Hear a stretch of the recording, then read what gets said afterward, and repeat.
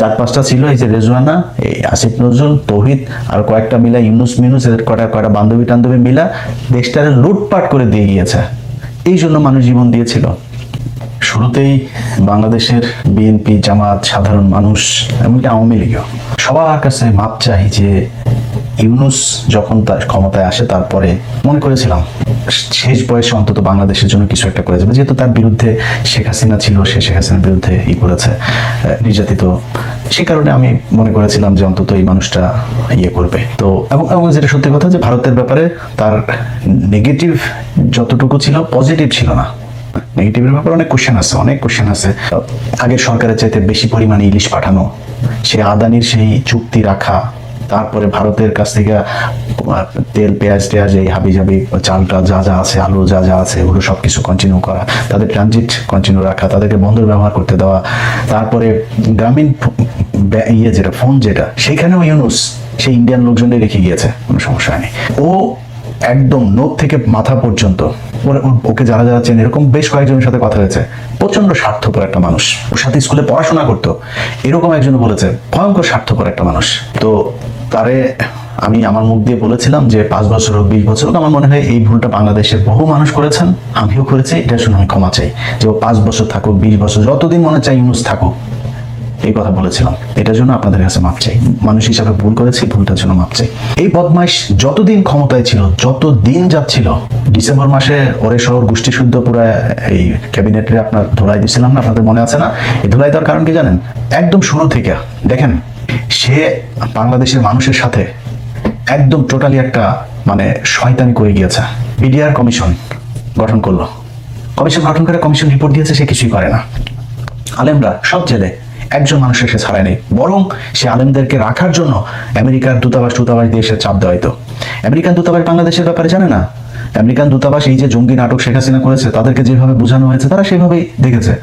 এখন তাদেরকে তো বলতে হবে যে এই যে দেখো আমাদের দেশের জঙ্গি নাটকগুলো এইভাবে শেখ হাসিনা সাজাইতো, এই নাটকগুলো আসলে তাদের আর্টিফিশিয়ালি ক্রিয়েট করা, এই দেশে জঙ্গি টঙ্গি কিছু নাই, বলতে হবে। তো আমি সরাসরি যতজনের এই জামিনের ব্যাপারে আমার সম্পৃক্ততা ছিল, এই মানুষগুলোর ধরেন আমি প্রথমে অ্যাটর্নি জেনারেল, এর আগেও একটা প্রোগ্রামে বলেছি, সবচাইতে বেশি আলেমদেরকে ছাড়ার ব্যাপারে অ্যাটর্নি জেনারেল আগের অর্থাৎ বর্তমান যিনি আইনমন্ত্রী আছেন সবচেয়ে বেশি কাজ করেছেন তিনি। এরপরে সমস্যা করতো ডিজিএফআই, তো ডিজিএফআই সাথেও পরে সেনাবাহিনীর একজনের মাধ্যমে হইলো যে ডিজিএফআই আর তাদের এই জামিনগুলোতে বাধা দিবে না, দ্রুত কারা কর্তৃপক্ষের কাছে গেলেই সাথে সাথে করবে। কারা যিনি আইজিপি জন, তিনিও, তার সাথে আমি যতজনের ব্যাপারে কথা বলেছি, তিনি 5 মিনিট সময় নেয় নেই। ইলিয়াস ভাই আমি দেখছি, অনেক সময় টেক্সট চালাচালি হয়েছে, ইলিয়াস ওকে দেখছি, জাস্ট ফাইল পাঠাইতাম যে জামিন হয়েছে, 15 মিনিটের মধ্যে ছাড়িয়ে দিত। কিন্তু এদের ভেতরে 2-1 জনের সাথে কথা বলে ওনারা আমাকে একটা কথা বলতো যে ভাই দেখেন, আপনি তো এদের জামিনের ব্যাপারে অনেক করেন, কিন্তু সমস্যাটা হলো আমরা একজনকে জামিন দিলেই, একজন বিচারকের সাথে পর্যন্ত এটা নিয়ে কথা হচ্ছিল, ভাই আমরা জামিন দিলেই আমাদেরকে প্রেশার দেওয়া হয় আমেরিকান দূতাবাস থেকে, সেখান থেকে যেহেতু আপনারা এই জঙ্গিরে কেন ছিলেন। এখন আমেরিকান দূতাবাসের বুঝাবে কে? ইউনুসকে বুঝাইতে হবে। ইউনুসের তো সেই ক্ষমতা আছে, সে তার নিজের ব্যক্তিগত প্রয়োজনীয়তা সে 300-400 ইন্টারন্যাশনাল ফিগার, সাবেক প্রেসিডেন্টে দিয়ে তারপরে আপনার Wall Street journal, new York Times, এগুলোতে নিউজ করাইতে পারে, বিজ্ঞপ্তি দেওয়াইতে পারে। ওনার এই ক্ষমতাটা নাই। উনি এই আমেরিকান এমবেসিকে বলতে পারতো না ডাইকা যে দেখো 2-3টা ঘটনা দেখাই দিলেই তো হইতো, এই যে গাজীপুরে 7টা ছেলেরা মারলো, এই যে জাহাজ বাড়িতে, এরকম অনেক ঘটনা আছে, সবকটাই তো হাসিনার তৈরি করা। এটা তো বলতে পারতো যে ভাই এইখানে এই ঘটনাটা এই ছিল, শেখ হাসিনা এইভাবে এটা বানিয়েছে, কিছু করে নাই। ওদের মানে বহুত ঠান্ডা হয়ে আছে, কেন আছে জানেন? ইউটিউব চ্যানেল, ফেসবুক সব এই ইউনুস, তারপরে এই যে ফয়েজ তোয়েব এগুলো মিলা ভুলে গেছে মনে করছেন? এগুলো ভুলে গিয়েছি। ফেসবুক পেজ একটা করছেন, 10টা দাঁড় করাইছি, এর মধ্যে 3টা মিলিয়নের উপরে আছে, হ্যাঁ, আরো অর্ধ মিলিয়ন টিলিয়ন এরকম আসতেছে, এগুলি সব দাঁড় করাইলাম আস্তে আস্তে। ইউটিউব চ্যানেল করছিলেন, ইউটিউব চ্যানেল তো দাঁড় করাইছি আল্লাহর রহমতে, আরেকটা 1 মিলিয়নের দাঁড় করাইছি, হ্যাঁ। সো এগুলো দাঁড় করাইছি এই তোদেরকে ধরার জন্য। তোরা এই দেশে যা করে গেছিস, এই তাই 100 বছর বাংলাদেশকে দিতে হবে। বাংলাদেশের মানুষ 2000 মানুষ জীবন দিয়া এই দেশটা ঠিক করতে চেয়েছিল, বৈষম্য দূর করতে চেয়েছিল, তোদের কারণে সেটা হয় নাই। যত দিন গিয়েছে প্রতিটা ঘটনার সাথে যতই জড়াচ্ছিলাম, দেখছিলাম যে আমার সব জায়গাতে তারা সেই আওয়ামী লীগের এগুলোকেই টেনা পেঁচা, এরা বলে মব সৃষ্টি করে। কোন জায়গা হয়েছে এরকম তাদেরকে মানে প্রেশার না দিলে কোনো কোনো ঘটনা হয়েছে? সুপ্রিম কোর্টের বিচারপতি বলেন, তারপরে জজ বলেন, তারপরে আরো যেই সব জায়গাতে পুলিশের ঊর্ধ্বতন কর্মকর্তা থেকে শুরু করে সচিবালয়, প্রতিটা জায়গায় ওনাদের গিয়ে আন্দোলন করতে হয়, এরপর ওনারা সরায়, আবার ওনারা মব দোষ দেয়। মানুষ, আপনি যেটা মানুষ যেটা চায় সেটা করলে তো আপনাদেরকে মানুষ দাবি করার দরকার ছিল না, আপনারা করেন নাই, সেই জন্য মানুষের দাবি করতে হয়।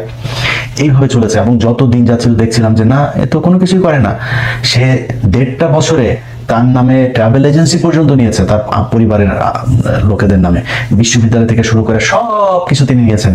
খালি জুলাই সনদটা তিনি বাস্তবায়ন করতে পারেন। এখন সব দোষ বিএনপি। আর একটা বিএনপি একটা রাজনৈতিক দল, বিএনপি জুলাই সনদ করে তারপরে বলবে যে 10 বছরের বেশি প্রধানমন্ত্রী থাকতে পারবে, এটা বিএনপি করবে? নিজের গলায় কেউ কুড়াল মারে? এটা হয় কখনো? তারা করেনি। তুই করিস না কেন? তোরে সেই ম্যান্ডেট দেওয়া হয়েছিল, তো তুই চাইলে পরের দিন গণভোট করতে পারতি, গণভোট করে তুই চুপ করে সরাইতে পারতি, তোরা চুপ করে সরাইস নাই। এখন বিএনপি সরাবে কেন? তোরা তো এটা কন্টিনিউ করে গেছিস 1.5 বছর। তোদের চাইতে বরং, আমরা তো বিএনপি নিয়ে অনেক সমালোচনা করি না, তোদের চাইতে বিএনপি অনেক বেশি করেছে। তোরা আওয়ামী লীগের কার্যক্রম নিষিদ্ধ করে গেছিস, সেইটাও চাপে পড়ে। ছাত্রলীগকে নিষিদ্ধ করতে হবে, সেইটাও চাপে পড়ে। মাহমুদুর রহমান ভাই গেল, গিয়ে চাপ দিল, চাপ দেওয়ার পরে তারপরে তুই আলটিমেটাম দেওয়ার পরে তোরা কেন, তোরা আগে করতে পারিস নাই? করে নাই। বিএনপি আইসা আওয়ামী লীগের কার্যক্রম নিষিদ্ধ এটা আইনে পরিণত করলো, তোরা করতে পারিস নাই? করিস নাই কেন? জুলাই সনদ তোরা করে যাস নাই? 1.5 বছর লাগে জুলাই সনদ বাস্তবায়ন করতে, তোরা করিস নাই? তোদেরকে না করছে কেউ?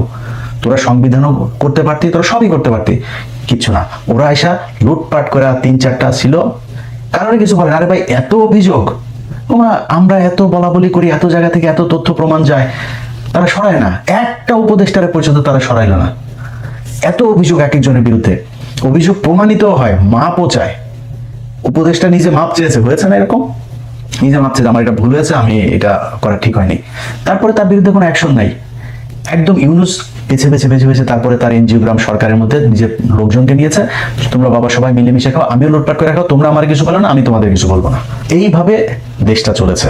আজকে এই ইউনুসের পররাষ্ট্র উপদেষ্টা তৌহিদ গতকালকে একটা কথা বলেছে, সে আমেরিকার সাথে চুক্তি হয়েছে, সে নাকি জানেই না। বিষয়টা এরকম হয়ে গেল, তৌহিদের বউ রাতে গ্রামে গিয়েছে, গ্রামে তো বাইরে বাথরুম থাকে না, রাতের বেলায় হাগু চেপেছে, নাই মুতু চেপেছে, হাগু মতো করতে বাইরে গিয়েছিল, বদনাটা লোডাটা নিয়ে, আমাদের গ্রামের বাসায় লোডা বলে, লোডা নিয়ে গিয়েছিল। যাওয়ার পরে কেউ একজন প্রোডাকশন দিয়ে দিয়েছে বাথরুমের মধ্যে ধরে। এরপর এসে দেখা যায় তৌহিদের বউয়ের পেটে বাচ্চা, তৌহিদ জানে না। বিষয়টা এরকম। তুই পররাষ্ট্র মন্ত্রী, তো পররাষ্ট্র মন্ত্রী উপদেষ্টা হইয়া তুই জানিস না এক দেশের সাথে এই হয়েছে। আরেকটা আছে জাউরা, আসিফ নজরুল, ও কদিন আগে একটা বলেছে না, সে কিছু জানে, সে বিচারকদের ব্যাপারে কিছু জানে, সে একজনের জামিনের ব্যাপারেও কিছুই জানে। তাকে নাকি তারা এখন কিছুই জানে না, তারা খালি নিজেদের নিচে দিয়ে খালি জিনিসপত্র ঢুকানোটা বুঝছে, এই ছাড়া কিছু জানে না। 4-5টা ছিল, এই যে রেজওয়ানা, এই আসিফ নজরুল, তৌহিদ আর কয়েকটা মিলা, ইউনুস মিনুস, এদের কয়টা বান্ধবী টান্ধবী মিলা দেশটারে লুটপাট করে দিয়ে গিয়েছে। এই জন্য মানুষ জীবন দিয়েছিল। এই যে সুযোগ এই বাংলাদেশের ইতিহাসে আজ পর্যন্ত, এক শেখ মুজিব ছিল, শেখ মুজিবের মানুষ এই সুযোগটা দিয়েছিল, ওই জাউরামি করে দিয়ে ধ্বংস করে দিয়ে গেছে, আর সেকেন্ডটা তোরা পাইছে। এর মাঝখানে আর এত সুযোগ, এত ক্ষমতা কোন সরকারের হাতে আসে নাই, কোন রাজনৈতিক দল কথাই বলতে পারে নাই। তার কারণে তোদের চাইতে 111 সরকার বহুত ভালো ছিল, কিচ্ছু করে দেওয়া যায় না। আজকে সে বলে সে চুক্তির ব্যাপারে কিছুই জানে না। আমেরিকার সাথে যে চুক্তি, আমি আমেরিকায় আসি, বাংলাদেশের স্বার্থের বিরুদ্ধে যদি আমেরিকার ইয়েতে যদি কোনো চুক্তি, আমি সেটার বিরুদ্ধে যাব, 100% যাব। কিন্তু তুই জানিস না কি চুক্তি হয়েছে, তুই জানিস না, এইটা কেমনে হইতে পারে? এই জাউরা হইলো সবচাইতে বড় জাউরা। এই জাউরাটা সব কয়টা দূতাবাসে আওয়ামী লীগের লোকজনের টিকায় রাখছে। এই জাউরা, এই যে মুশফিক ফজল আনসারী ছিল না, মেক্সিকোর রাষ্ট্রদূত, মুশফিক ফজল আনসারী ভাই এই ইউএনএ একটা পোস্টিং হচ্ছিল ওনার, এটাতে এই তৌহিদ, এই পররাষ্ট্র উপদেষ্টা, সে এটা হইতে দেয় নাই, সে মুশফিক ভাই এটা হইতে দেয় নাই। এটা মুশফিকের মুতের সমান হয়েছিস তুই। মুশফিক এই দেশের জন্য এই গেল 15 বছর, তার পরিবার, তার বৃদ্ধ বাবা মা, তাদের উপরে যে টর্চার হয়েছে তুই জানিস এগুলি? তুই মুশফিকের পিছনে লাগে তারপরে তার ক্ষতি করিস। আর আওয়ামী লীগের লোকজনের ভালো ভালো জায়গায় সব পোস্টিং দিয়ে তারপরে বসে রাখছে। এটা করে গিয়েছে তৌহিদ। এ হইলো নিখাত আওয়ামী, এই ইন্ডিয়ান মাল, নিখাত ইন্ডিয়ান মাল। এটা সে এখন বলে কি, ধরলাম ধরেন সে তার বাদ দিয়া বাইপাস করে তারপরে ইউনুসি করছে, এক বক্তব্যের মধ্যে বলেছে, এখানকার যে সাক্ষাৎকার, আওয়ামী লীগ 5 বছর পরে আসতে পারে, ওই সামনে নির্বাচনে অংশ নিতে পারে। তুই আওয়ামী লীগের কিছু করে গেছিস, আওয়ামী লীগ ইয়েতে আসবে না, নির্বাচনে আসবে না, তুই করছিস কিছু? কিছু যদি করে থাকে তাহলে এখন বিএনপি করবে, জামাত করবে, তারা করবে, তুই কিছু করে গেছিস? তো আওয়ামী লীগের ব্যাপারে তুই আন্দাজে এখন এটা বলার কারণ কি?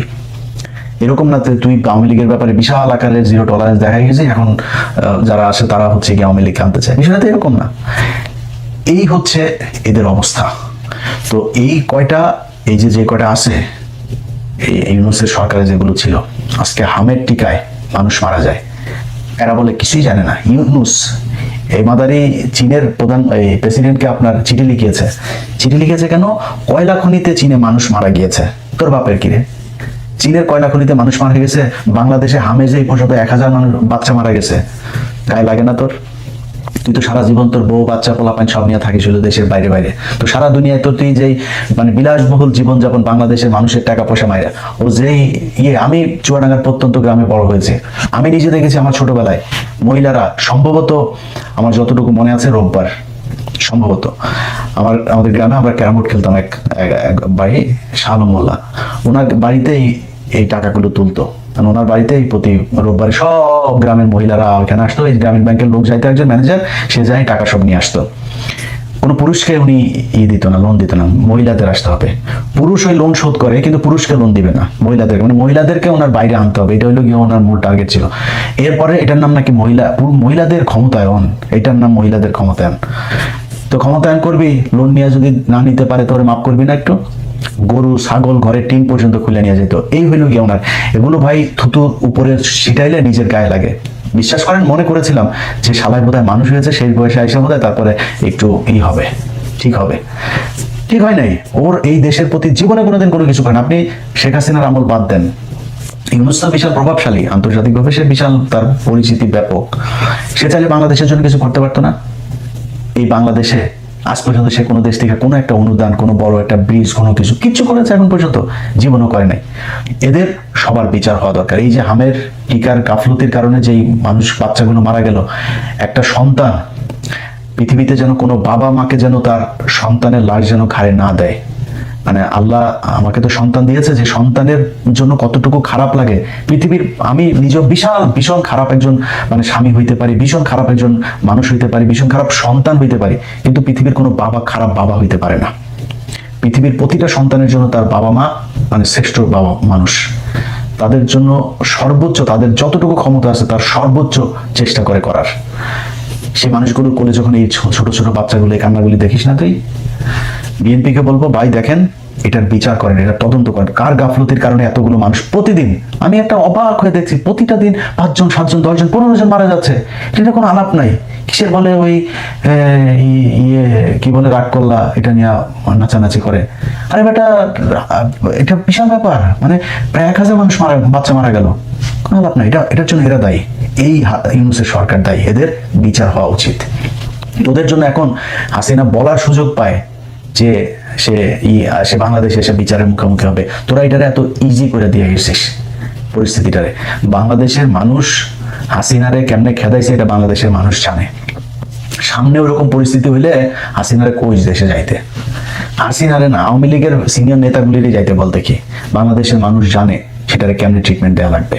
তো সেটার জন্য বাংলাদেশের মানুষ প্রস্তুত আছে। তোদের মতো চোর বাটপার স্যাচ্চোর এগুলোর চিন্তা করা লাগবে না যে সামনের বার আওয়ামী লীগ ক্ষমতায় আসবে নাকি আওয়ামী লীগ নির্বাচনে অংশ নিবে না কি করবে। তোদের মতো চোর বাটপারের দরকার নাই।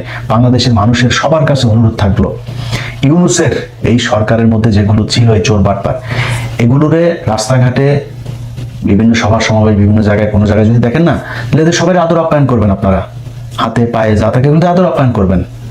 এরা মীর জাফর, এই দেশের শত্রু। এরা বাংলাদেশকে 100 বছর সামনে নিয়ে যাওয়া যেত, ওরা 100 বছর পেছনে দিয়ে গেছে। এটার শাস্তি মৃত্যুর পরে পাইতে হবে, মৃত্যুর আগেও পৃথিবীতে ওদেরকে পাইতে হবে। আপনাদের কাছে অনুরোধ থাকবে, ওদের এই প্রাপ্য ওদেরকে বুঝাই দেবেন।